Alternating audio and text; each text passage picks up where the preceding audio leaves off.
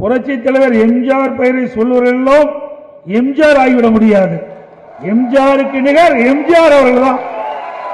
புரட்சி தலைவர் எம்ஜிஆரின் மிக முக்கியமான படங்களில் ஒன்று இதயக்கனியும் ஒன்று. திண்டுக்கல் இடைத்தேர்தலில் அதிமுக வெற்றி பெற்ற சமயத்தில் வெளியான படம் இது.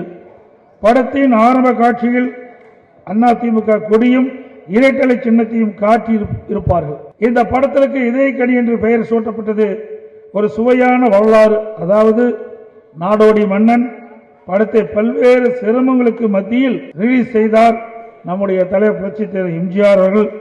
படம் ஜெயித்தால் மன்னன், தோற்றால் நாடோடி என்னும் அளவுக்கு தன்னுடைய அத்தனை பணத்தையும் படத்தில் போட்டிருந்தார் புரட்சி தலைவர். கணிப்பு எப்போதும் தப்பாது. அவர் கூறியது போல படம் சூப்பர் ஹிட் ஆனது. சினிமாவில் அரசியலை புகுத்தி வெற்றி கண்ட ஒரே தலைவர் நம் புரட்சி தலைவர் எம்ஜிஆர் அவர்கள்தான். சினிமாவில் அசைக்க முடியாத சூப்பர் ஸ்டார். அவர்கள் நிஜமாவே உச்சத்தில் இருந்தபோது சினிமாவை விட்டு அரசியலுக்கு வந்தவர். சினிமாவை பள்ளிக்கூடம் போன்று மாற்றியவர். தன்னுடைய ரசிகர்கள் தன் திரைப்படத்தை பார்த்து கெட்டுவிடக்கூடாது என்ற நல்ல எண்ணம் கொண்டவர். அதனால்தான் ஒரு திரைப்படத்தில் கூட அவர் குடிப்பது போன்ற மற்றும் புகைப்பது போன்ற வன்முறையை தூண்டுகின்ற ஒரு காட்சி இடம்பெறவில்லை. தலைவர்கள் அறிஞர்கள் சொன்ன கருத்தை எல்லாம் சினிமாவில் எளிமையாக சொன்னார். அதனாலே எம்ஜிஆரை வாத்தியார் என்று அன்போடு மக்கள் அழைத்தார்கள். இன்றைக்கு யாரோ திரைப்படத்தில் நடித்துவிட்டு எம்ஜிஆரை போல் கனவு காண்கின்றார். ஒருபோதும் கனவு நனவாக.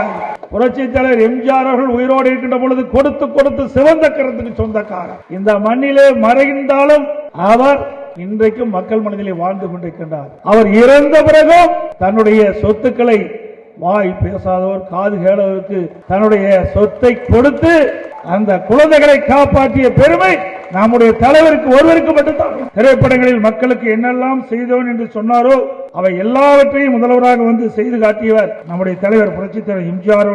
கல்வி பொருளாதாரத்தில் ஒரு சமூக புரட்சி செய்தார்.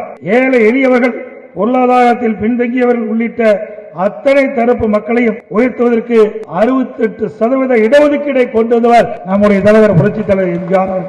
தான் உழைத்த சம்பாதித்த சொத்துக்களை எல்லாம் அள்ளி அள்ளி கொடுத்து கலியுக வள்ளலாக வாழ்ந்து காட்டியவர். அதனாலே ஒவ்வொரு குடும்பத்தினரும் இன்றைக்கு மனதிலே உள்ளத்திலே சாமியாக அவரை வைத்து பூஜித்துக் கொண்டிருக்கின்றோம். ஒவ்வொரு குடும்பத்திலும் ஒருவர் அவரது பக்தராக ரசிகராக இன்றைக்கும் இருந்து கொண்டிருக்கிறார்கள்.